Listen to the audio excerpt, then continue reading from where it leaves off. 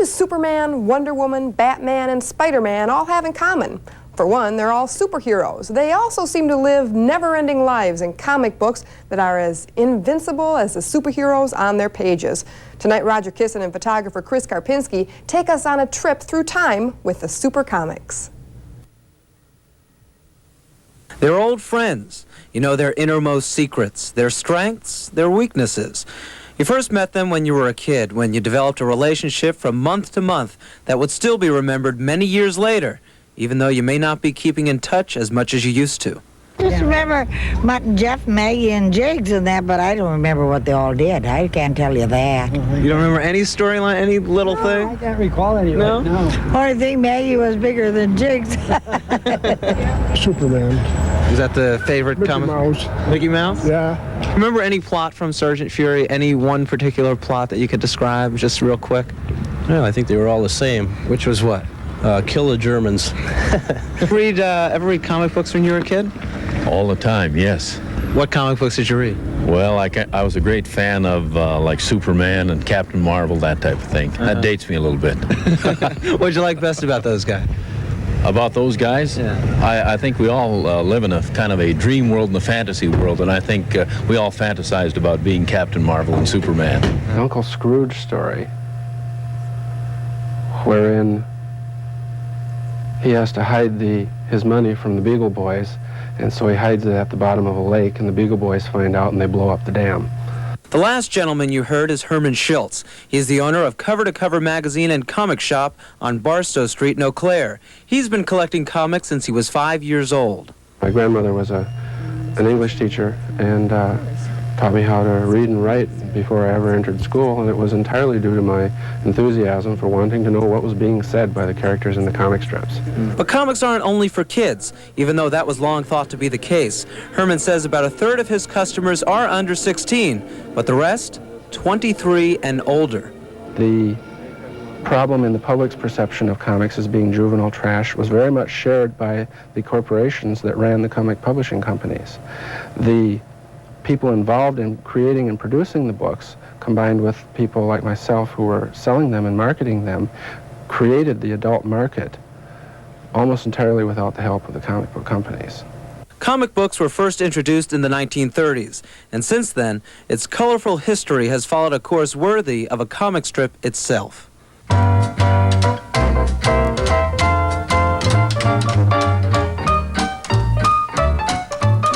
When comics first burst on the scene, they were an immediate success, but they were only reprints of newspaper strips, and once the market was realized, original comic books emerged.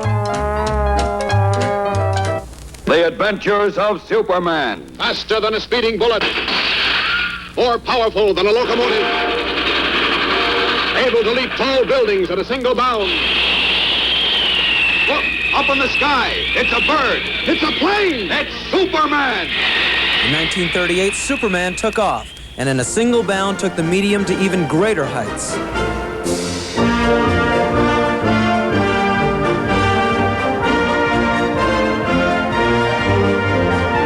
And in 1940, it was open season for comic books, as the comic industry saw its greatest popularity. It was World War II, America was fighting the Nazis, and so was Superman and other comic book characters. Storylines were patriotic, and people at home would actually send comics to soldiers fighting in war. Splish splash, I was taking a bath, long about a Saturday night. But in the 1950s, comic books were caught in a crossfire. Television had been making a silent invasion. They were the golden years, and TV was a fierce competitor for the country's entertainment. Meanwhile, comic books were coming under more and more fire as being corrupters of youth. There were Senate investigations, and a comic book code authority was established. This to regulate the content of comic books. For a while, it seemed the comic book industry was doomed. The early 1970s were the worst years for comics. It would take more than a miracle squad to rescue the industry. It would take maturity, better artwork, and more relevant storylines. And that happened. This new wave of creativity in the late 70s and 80s would bring the medium back to the heights of popularity it had enjoyed back in the 40s. Superman has seen it all. Each decade he's gone through changes that symbolize the changes the comic industry itself has gone through.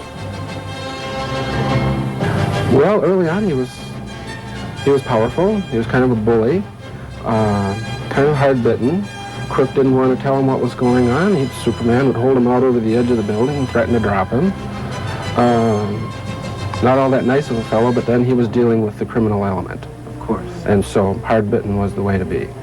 Then he moved on. Superman became pretty much middle class. By the late 50s and early 60s, they had felt they'd mined this enough, I guess, and started adding strange things, science fiction type gimmicks to the story. In the late 70s, Superman became a more relevant character. He worried about things like pollution and the military-industrial complex and so forth, but he was still very straight, very middle class, very much as bland as someone who dresses up in a costume and goes around fighting crooks can be. He was very bland, and sales throughout the 70s showed that. And so by 85, 86, as DC celebrating their 50th anniversary, they decided it was time to bring back the original and greatest superhero to preeminence in the marketplace. Is he a yuppie? Yeah, he's kind of a yuppie. Clark Kent is a newspaper reporter once again. He was a TV reporter for a while. But he's also a novelist, a successful novelist. He doesn't try to hide his muscles or anything. He behaves like a normal person. He has Nautilus equipment at home to explain why he has so many muscles. He's got to shave. Yes, he has to shave. Superman isn't the only comic that's been revamped. Batman, Wonder Woman, and The Flash have all recently gone through some drastic changes. Batman has become somewhat of a vigilante who walks the thin line of the law. Good old Gotham City? Well, it's become a crime and corruption capital of the world. But as art imitates life, it should be no surprise that comics reflect the issues of our day. There are no more Nazis to fight, but there is street crime, vigilantism, corruption, and terrorism, all to deal with and read about, not only in the newspapers, but on the pages of our comic books.